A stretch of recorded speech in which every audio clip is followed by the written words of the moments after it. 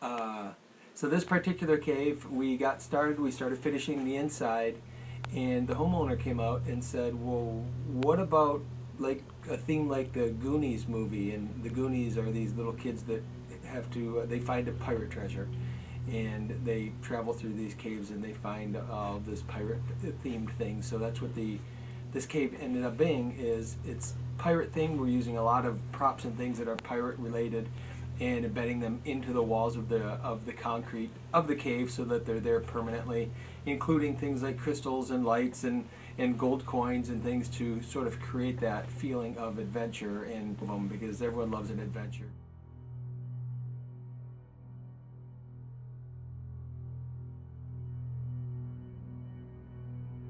Do something here. Okay.